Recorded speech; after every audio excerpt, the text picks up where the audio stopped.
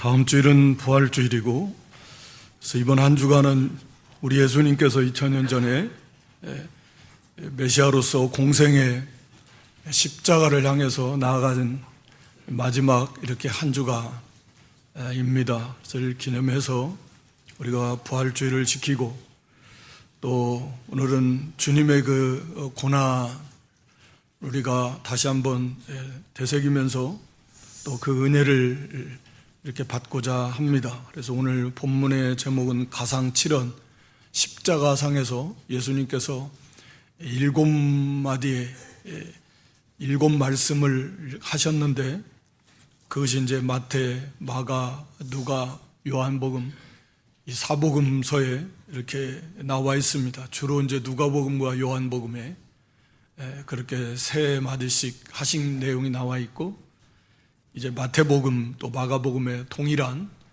그런 한 말씀을 기록하고 있습니다. 그래서 우리 예수님께서 십자가상의 그 마지막 정말 하나님 앞에 대속 제물로서의 그 최고의 고난의 그 자리에서 예수님께서 마지막으로 이렇게 말씀하신 그 7마디의 말씀을 시간 간략하게 살펴보면서 함께 은혜를 받고자 합니다.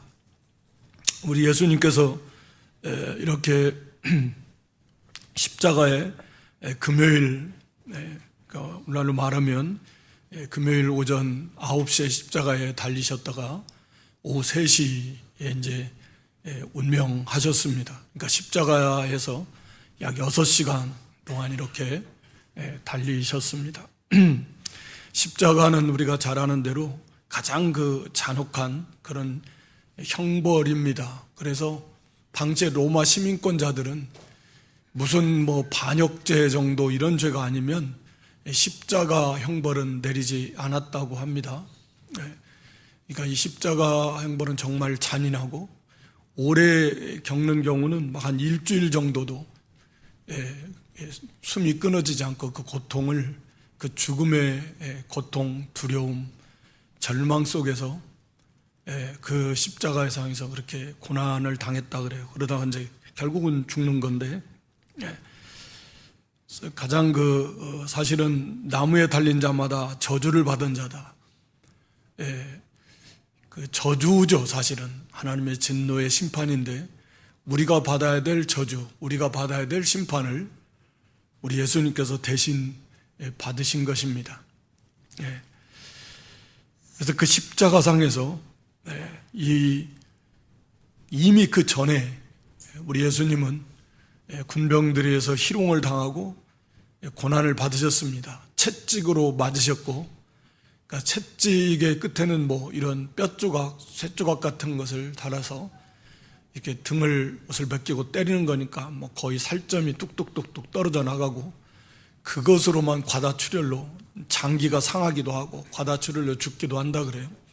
이미 예수님은 그 전에 이미 채찍을 맞으셨고, 아주 그 단단한 그 가시로 된 관을 만들어서 희롱하면서 예수님의 머리에 꾹 눌러서 이마 머리에 그 가시가 다 박혀서 피가 절절 흐를 것이고, 그러니까 말할 수 없이 이제 물론 희롱도 당하시고 뺨도 맞으시고 침뱉음도 이렇게 당하시면서 그렇게 이제 또 십자가를, 자신의 십자가를 지고 하는데 이제 너무 힘드시니까 아마 쓰러지기도 하셨을 것 같고, 지체되니까 이제 구레네 시몬을 같이 지고 하게 하셨는데, 그래서 십자가에 이렇게 양 팔에 다리에 박아서 세웠습니다.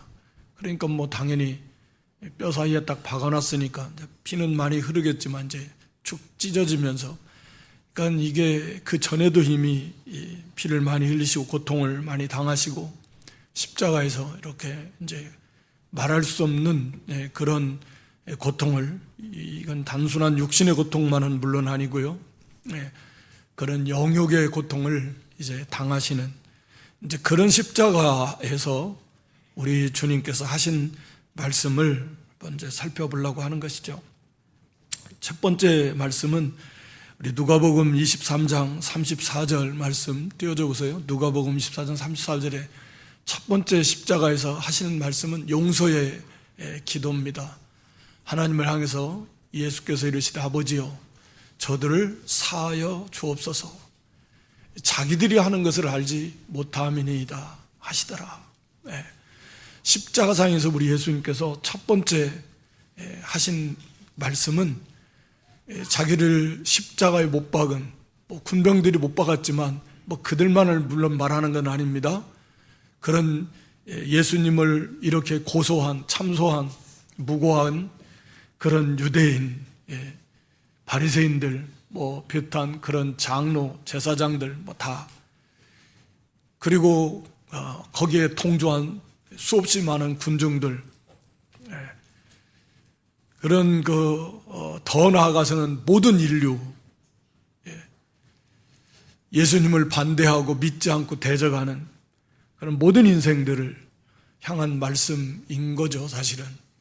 그래서 그들을 향한 용서의 기도입니다. 우리가 지금 말씀드린 대로 예수님께서 십자가에 달리셔서 그 말할 수 없는 고통을 지금 겪고 계시고, 우리가 그런 고통을 겪어보지 않았으니까, 그런 가운데서도 계속해서 조롱하고 비웃고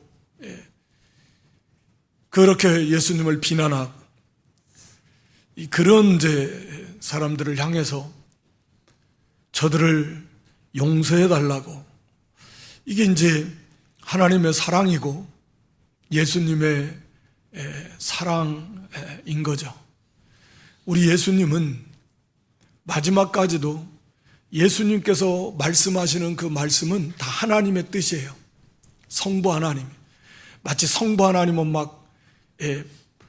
이렇게 진노를 내리시고 싶어 하시는, 그래서 마치 예수님이 그걸 막으시는 그런 거 아닙니다. 애초에 이 모든 계획을 세우신 분이 성부 하나님이시고 그 예수님을 보내주신 분도 성부 하나님이십니다.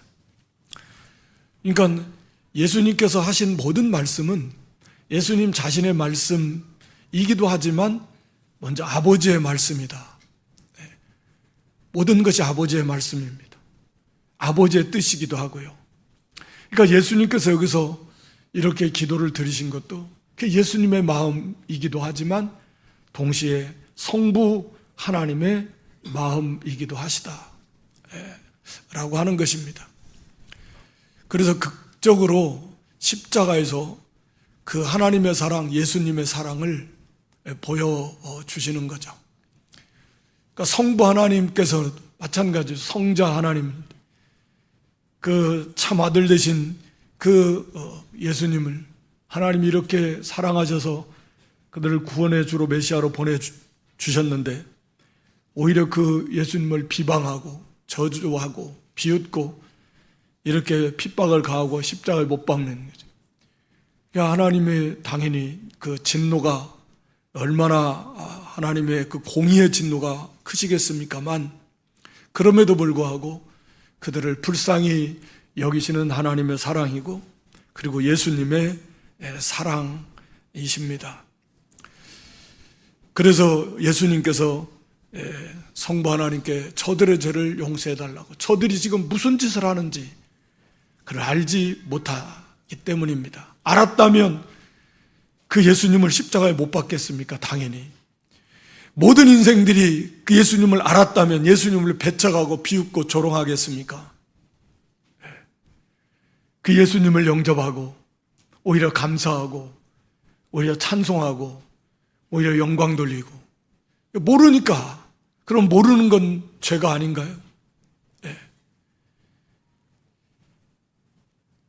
예수님께서 여기서 십자가상에서 이렇게 자신을 못 받고 비난하는 그런 무리들, 불쌍한 인생들을 위해서 하나님 앞에 기도하시는 그 하나님의 사랑, 그리스도의 사랑의 모습을 우리에게 보여주십니다. 그러니까 모르고 알면 하지 않을 건데 오늘 우리도 마찬가지죠. 참으로 알면 우리가 교회가 얼마나 존귀하고 본받은 성도가 한 사람 한 사람이 얼마나 존귀하고 그 안에 성삼위 하나님이 함께 하시는 그런 교회의 성도라고 하는 것을 안다면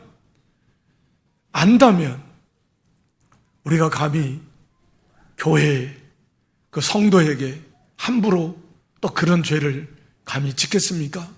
네. 뭐 다른 것도 마찬가지죠. 그래서 예수님의 마음처럼 저들이 몰라서 우리가 범죄하는 것도 그런 건데 얼마나 이게 하나님의 교회가 또 성도가 존귀한지 몰라서 함부로 행한. 그래서 우리가 예수님의 마음을 품고 그걸 용서하는. 그걸 몰라서 그러다. 무지해서. 이 얼마나 이게 큰 죄인가를 몰라서.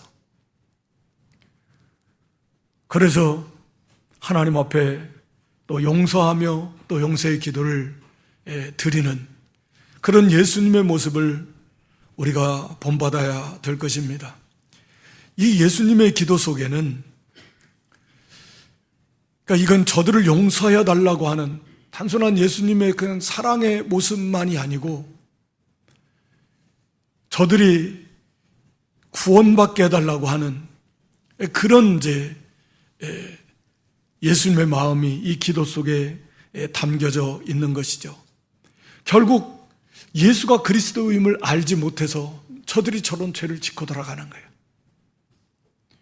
그러니까 다시 말하면 저들이 예수님이 그리스도인 것이 좀 믿어질 그런 구원의 은혜를 저들에게 부어주셔서 저들이 다 그리스도 안에서 용서받게 해달라고 하는 그런 기도이겠죠.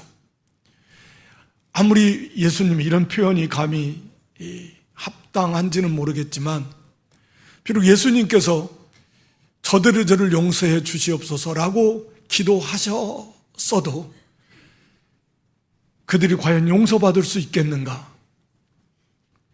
예수님을 믿지 않는데 뭐 그렇다라고 하면 뭐 예수님께서 예수님을 믿을 필요가 뭐가 있겠는가? 복음을 전할 필요가 뭐가 있겠는가? 그냥 예수님께서 저들의 죄를 다 용서해 주시옵소서 해서 그 죄가 용서받는다면 그렇지 않아요? 그러니까 이 말씀, 이 기도는 바로 그 예수님의 마음이고 하나님의 마음이고 이게 진정한 참 사랑의 모습을 그 십자가상에서 보여주시는 것입니다. 예수님이니까 그러시겠지라고 하지만 우리가 스데반 집사의 모습을 보면 우리와 똑같은 그런 연약한 인생도 그렇게 변할 수 있다 라고 하는 거죠. 예수님께서 우리와 똑같은 몸을 가지신 우리와 똑같은 사람이십니다. 죄만 없으시지. 물론 동시에 하나님이시지만 그래서 그 당하는 고난은 조금도 다르지 않습니다. 조금도 다르지 않아요. 똑같은 무게의 그 고난입니다. 맞으시고 피 흘리시고 찢기시고 거기서 당하는 고난 그리고 그 비난과 조롱과 모독과 모욕에 그러나 그런 속에서 그들을 향한 참사랑 그것을 예수님께서 보여주시는 거죠. 그 자체가 예수님의 이 모습 자체가 그러기 위해서 오신 거예요. 이런 무지한 인생들을 그들을 용서해 주시기 위해서 용서받게 하시기 위해서 그래서 예수님이 오신 것이고 지금 이 고난을 받으시는 것입니다. 그래서 예수님의 이 기도는 저들에게 참으로 예수 그리스도 예수님이 누구이신가 예수가 그리스도이신 것을 좀 믿을 수 있는 그런 은혜를 주셔서 저들을 그 안에서 그리스도 안에서 용서받게 해달라고 하는 그런 이 기도 간절한 기도이십니다. 그러니까 오늘 우리가 방법은 없어요. 오직 이 예수 그리스도를 믿는 것 외에는 이 죄를 용서받고 구원받을 수 있는 방법은 없다. 오직 예수, 그리고 오직 믿음입니다. 물론 그것도 오직 은혜로만 주어지시는 것인데 오직 믿음이에요. 특별한 다른 거 없습니다. 예수님께서도 그것을 성부 하나님께 기도하고 계시는 거예요. 저들이 용서받은 것은 바로 이 예수님 자신이 바로 하나님 보내신 바로 그리스도 메시아이신 것을 저들로 믿고 알게 해 주시옵소서. 그래서 저들이 용서받게 해 주시옵소서 라고 하는 그런 기도인 것입니다. 끝까지 십자가에서 그 고난을 받으시면서도 이 죄인들이 구원받기 원하시는 그런 그 사랑.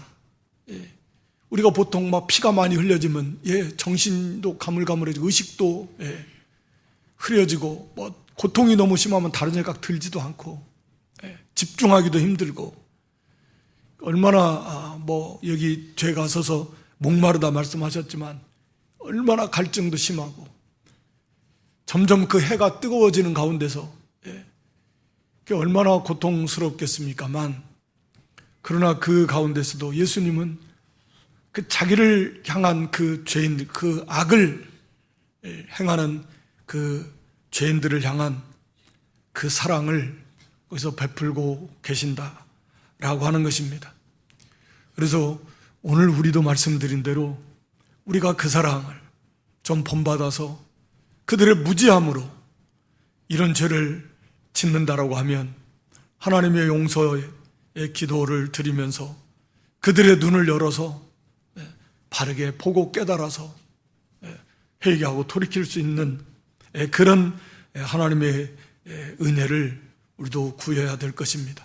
또 더불어서 오직 믿음 외에는 저를 구원할 수 있는 길은 없다. 그렇다면 우리는 정말 이 복음을 전하는 일이 얼마나 중요한가 하는 것을 우리가 다시 한번 깨닫고 이 복음 전하는 일, 전심전력을 다해서 이 일을 이루어야 될 것이다 라고 하는 것입니다. 두 번째 말씀은 거기 누가복음 23장 43절의 말씀입니다. 한편 행악자를 향해서 주신 말씀입니다.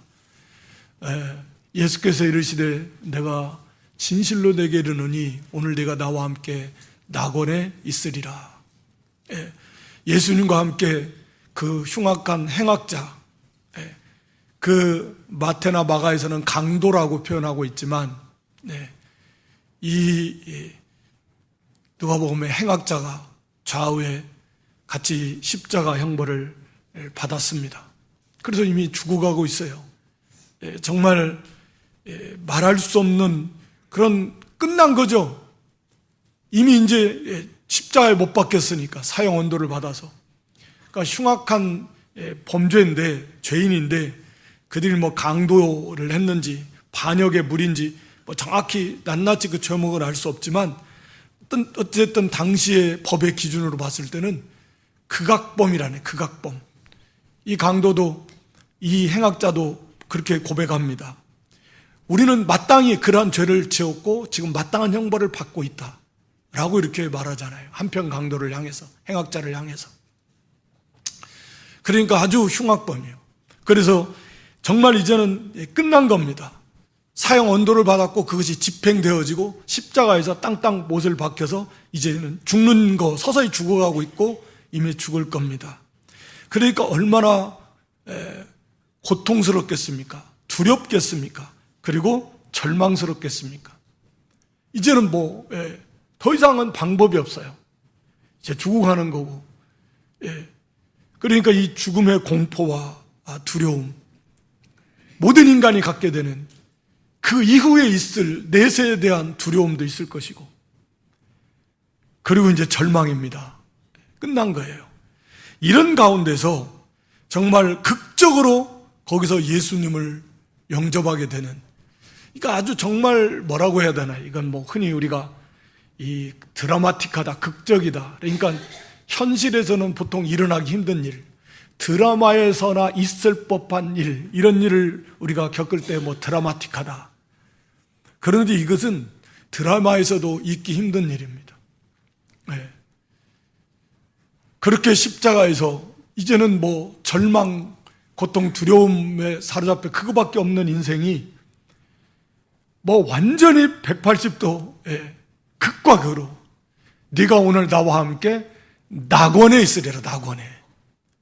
말 그대로 파라다이스잖아요. 낙원. 하나님의 나라, 최고의 영광의 나라, 거기에 오늘 네가 나와 함께 거기에 있을 것이다. 그러니까 이 그 구원의 은혜의 그 영광이 극단적으로 이렇게 드러나는 게 여기 같아요. 이게 인생의 모습입니다. 모든 인생, 이 행악자 이 한 사람뿐만이 아니라 이 모든 인생은 이 십자가에 달린 이 한 사람, 이 강도 행악자와 같이 지금 죽어가고 있고, 그리고 이제 마침내 영원한 죽음 속으로 던져지게 될 것입니다. 이 사람 지금 죽어가고 있어요. 거기서 벗어날 수 있는 길은 없습니다. 모든 인생도 거기서 벗어날 수 있는 길은 없어요. 다 죽어가고 있고 죽을 날짜를 다 받아놨습니다. 연월일시 한 사람도 예외가 없습니다.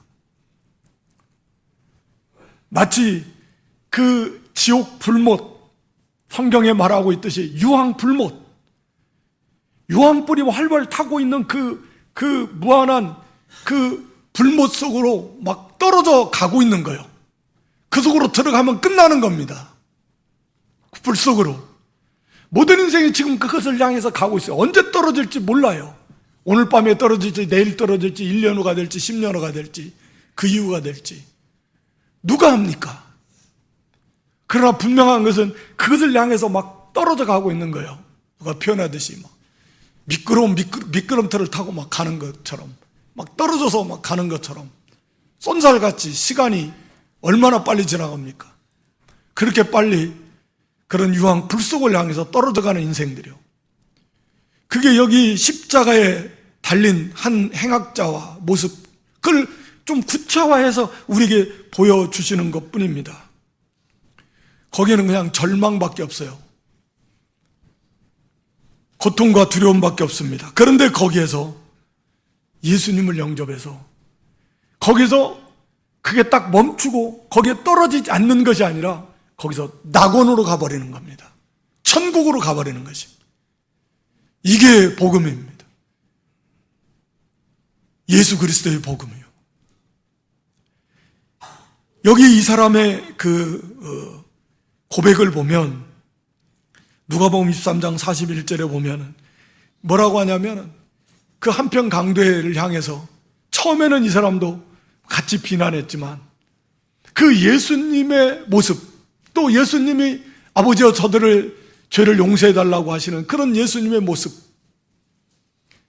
그런 걸 보면서 우리는 우리의 합당한 이 벌을 받고 있지만 이분은 행한 것 중에 선하지 않은 것, 의롭지 않은 것이 없다 라고 이렇게 말합니다. 그러니까 이게 무슨 말이냐면 이 사람이 예수님의 행하신 그 일, 또 예수님이 그리스도다라고 이렇게 이런 복음을 들었다라는 거, 알고 있었다라는 거죠. 그러나 믿지는 않은 거죠. 그런 예수님의 그 당시 유대사회에서 최고의 그런 화제거리가 되었을 건데, 그 예수님이 행하신 일들, 예수님의 가르침, 그 예수님에 대한 소문, 아, 그분이 그리스도인가? 아니야, 뭐. 이런 그 예수님에 관한 소식을 이 사람도 당연히 듣고 알았고, 알고 있었다. 믿지는 않았지만. 그런데 이 사람에게 이 십자가 죽어가는 그 순간에 빛이 비쳐서 이분이 그리스도구나.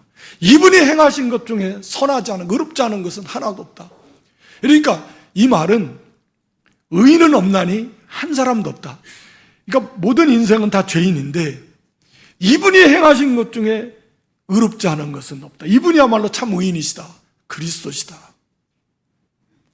어떻게 이렇게 갑자기 그 순간에 이 하나님의 은혜고 선물입니다. 자기가 생각해서 깨달아 어림도 없습니다. 극도의 공포와 두려움, 절망 속에 있던 이 사람에게 빛이 임한 거죠.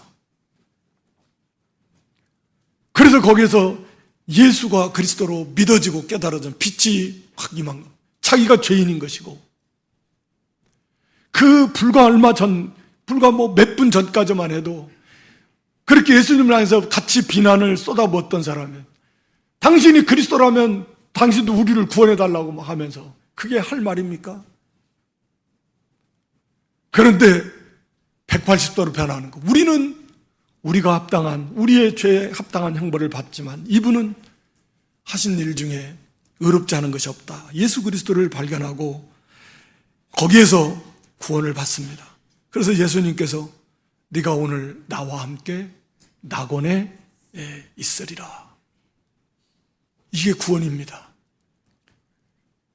우리 모든 인생들은 바로 이렇게 지옥 불속을 향해서 떨어지는, 그게 만약에 구원받지 못했다면 이 사람은 그냥 끝나버리는 겁니다. 영원히. 마찬가지로 모든 인생도 다 그런 것입니다. 기회가 항상 있는 것은 아닌데. 그래서 우리가 여기서 또 한 가지 우리가 알 수 있는 것은, 듣든지 아니 듣든지 이 사람도 복음을 전에 들었지만 믿지는 않았는데 하나님께서 어느 순간에, 즉 죽음 직전에 강권적으로 역사하셔서 그 사람을 구원해내신 거예요. 그러니까 우리는 소망을 잃지 말고 포기하지 말고 우리는 듣든지 아니 듣든지 순수한 이 복음을 전해줘야 됩니다. 그래서 마지막 순간에라도 하나님께서 그 사람을, 그 복음을 들려진 그 사람 마음속에 심겨진 그 복음을 통해서 구원해내시는 하나님의 그 놀라운 구원의 은혜를 우리가 바라보면서 기대하면서 우리는 이 사명을 감당해야 된다라고 하는 거죠. 그리고 또 하나는 이 낙원, 천국의 실제입니다. 오늘 네가 나와 함께 낙원에 있을 것이다. 즉시로 몸은 죽어도 육신의 장막 벗어도 즉시 낙원에, 하나님의 품에, 하나님의 나라에 들어간다. 그러니까 지금 장소적 천국, 이미 존재하고 있는 장소적 천국입니다. 그래서 그 새 예루살렘이 이제 이 땅에 내려온다 그랬잖아요, 계시록에 보면. 그러니까 장소적 천국이요, 실제하고 있습니다. 그곳으로 우리는 가는 것입니다. 그러므로 우리가 육신의 죽음을 두려워하지 말고 그런 확신을 가지고, 이 소망을 가지고 그 영광의 나라를 바라보면서, 이룰 수 있었던 것은 이 절망에서 우리를 구원하신 바로 예수 그리스도의 그 십자가, 그 대속의 은혜가 있기 때문에 우리가 거저 이 강도와 같이, 이 행악자와 같이 무슨 공로가 있겠습니까? 이렇게 구원을 받을 수 있다라고 하는 것입니다. 세 번째는 오늘 여기 요한복음 19장 26절 7절에 나온 대로 여자여 보소서 아들입니다 라고 하는, 보라 내 어머니다 라고 하는 예수님 말씀입니다. 홀로 남겨두시는 육신의 어머니 마리아를 향해서, 아마 육신에 붙인 요셉은 일단은 세상은 떠난 것 같고, 아직까지 이때까지 자기 육신의 동생들은 예수님을 믿지 않았던 것 같고, 그래서 이 새로운 가족, 그 사도 요한이 육신적으로는 이종사촌인데, 그러니까 세례 이 사도 요한의 어머니가 예수님의 모친 마리아의 동생 이모니까, 그러니까 이종사촌일 겁니다. 그렇지만 그걸 떠나서라도 이 새로운 가족, 그리스도 안에서, 예수님 하나님 안에서 한 가족인데, 그래서 이 사도 요한에게 네 어머니다. 그래서 여자여라는 이 귀나이라는 헬라어는 대단히 정중하고 또 예의 바른 그런 호칭입니다. 비록 예수님께서 메시아로서 십자가에서 이제 마지막 이 사역을 감당하시지만 그럼에도 그 곁에 있는 그 육신의 모친을 끝까지 사랑하고 끝까지 그런 인륜 효를 행하는, 하나님께도 바로 행하며 끝까지 사람에게도 또 부모에게도 효를 다하는 그런 예수님의 모습을 여기서 보여주고 있습니다. 그리고 네 번째는 우리 마태복음 27장 46절에 우리가 잘 아는 엘리 엘리 라마 사박다니라고 하는 외침입니다. 그래서 나의 하나님 나의 하나님 어찌하여 나를 버리셨나이까 라고 하는 뜻인데, 이 말씀은 시편 22편 1절의 말씀을 인용해서 하신 말씀입니다. 그러니까 어찌하여 나의 하나님 나의 하나님 어찌하여 나를 버리셨나이까. 지금 이제 12시부터 오후 3시까지 어두워졌습니다. 실제로 해가 빛을 잃었어요. 온 땅에 어둠이 임했다 그랬습니다. 그것을 성경은 그것만 그렇게 말씀하고 있지 더 이상 거기에 구체적으로 말씀하고 계시지 않는데, 우리 예수님께서 그때 부르짖는 그런 말씀입니다. 나의 하나님 나의 하나님 어찌하여 나를 버리셨나이까. 예수님이 당하시는 육신의 고통도 말할 수 없이 크겠지만 제일 큰 그 심령의 고통은 하나님께로부터 버림받는 것이다. 즉 하나님과의 그런 교제가 단절되는 것이다.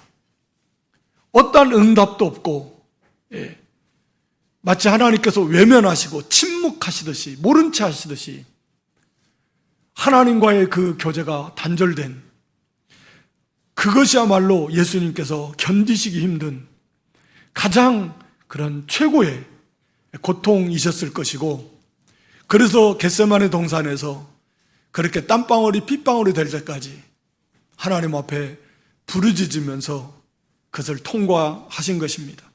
그래서 여기서도 당연히 그 고난을 통과하시지만, 여기서 예수님께서 부르짖은 이 부르짖음은 하나님 앞에 어찌 보면 감사와 찬송의 그런 부르짖음이다. 오직 하나님께 감사와 찬송과 영광을 돌리는 그런 예수님의 그런 외침이다 라고 우리가 이렇게 이해할 수 있습니다. 그 고통의 고난, 겟세마네 동산에서 그 기도로 승리하신 예수님이 이 말할 수 없는 고통을 겪으시면서도 우리가 시편 22편 전체의 내용이 메시아의 고난에 대해서 쭉 말씀한 다음에 후반부에 가서는 그 하나님의 백성들, 야곱 족속이 하나님께로 돌아오게 될 것이고, 이방에 있는 모든 족속들도 하나님께로 돌아와서 하나님을 섬기며 하나님께 영광 돌릴 것을 이렇게 기록하면서 시편 22편이 마무리를 하고 있습니다. 그러니까 메시아의 고난을 통과해서 그 메시아를 영접한 하나님의 백성들이 유대인이고 이방인이고 다 하나님께로 돌아와서 하나님을 섬겨야 될 것이다. 그러니까 우리 예수님께서는 바로 그런 버리실 수 없는 독생자까지도 버리시면서까지 이 하나님의 백성들을 사랑하신 그 하나님의 지극한 사랑을 찬양하며 감사하며, 또 여기에 예수님 자신이 이렇게 행할 수 있어서 감사합니다 라고 하는 말할 수 없는 고통이지만, 그 고통 속에서 하나님 앞에 그 하나님의 사랑에 감사하고, 또 예수님 자신도 바로 이렇게 하실 수 있어서 너무 감사하다 라고 하는 그런 감사의 또 영광의 외침이다 라고 하는 것입니다. 하나님의 그 측량할 수 없는 사랑, 예수님의 그 사랑이 그런 고난을 받으시면서 하나님께서도 마찬가지죠. 침묵하시면서 그러면서까지 우리를 구원해 주신 그 사랑, 그 예수님의 마음이고 하나님의 마음이다. 그리고 내가 목마르다, 오늘 여기 20 본문의 8절, 그리고 다 이루었다 30절, 그리고 마지막 누가복음 23장 46절에 보면 내 영혼을 아버지께 부탁하나이다 라고 이렇게 마지막 7번째 말씀을 외칩니다. 내가 목마르다는 것은 예수님의 그 인성의 고난을, 이것도 성경에 기록되어 있는 그런 성경을 이렇게 성취하시기 위한, 끝까지 성경을 성취하시는 그런 하나님의, 예수님의 사역이고, 그리고 인성의 고난을 우리에게 말씀하신 것이고, 다 이루었다. 하나님의 뜻을, 메시아로서의 사역을 완성하셨습니다. 우리의 구원은 완전합니다. 다 이루셨습니다. 그리고 영원합니다. 다 이루셨습니다. 나의 죄의 문제도, 우리의 의의 문제도 우리 예수님께서 다 이루신 것입니다. 그리고 마지막, 이 영혼을 부탁합니다. 부탁한다라는, 그리고 숨지셨다. 영혼이 떠나가셨다. 숨지셨다라고 하는 단어는 예수님이 스스로 영혼을 이렇게 포기하셨다, 양도하셨다, 내어주셨다. 예수님 스스로 하나님께 맡기셨다. 그런 의미입니다. 그리고 하나님께서 그 예수님의 영혼을 받으시고, 또 예수님의 몸도 부활해 주시고, 또 하나님께서는 하나님께 맡겨놓으시니까 우리 성부께서 부활, 승천 다 해주십니다. 우리도 그 예수님처럼 하나님께 다 맡겨놓으면, 우리가 할 바를 다 하고 하나님께 맡겨놓으면 하나님께서 스스로 다 이루시는, 완성하시는 그런 하나님이십니다. 오늘 가상칠언을 통해서 우리를 위해서 고난받으신 그 예수 그리스도의 그 십자가상에서의 그 예수님의 사랑을 다시 한번 우리가 깨닫고, 우리도 그 사랑, 우리가 그 은혜에 힘입어서 우리도 주님을 사랑하며 주님을 따라가는 그런 저와 여러분 모두가 될 수 있기를 주님의 이름으로 축원합니다.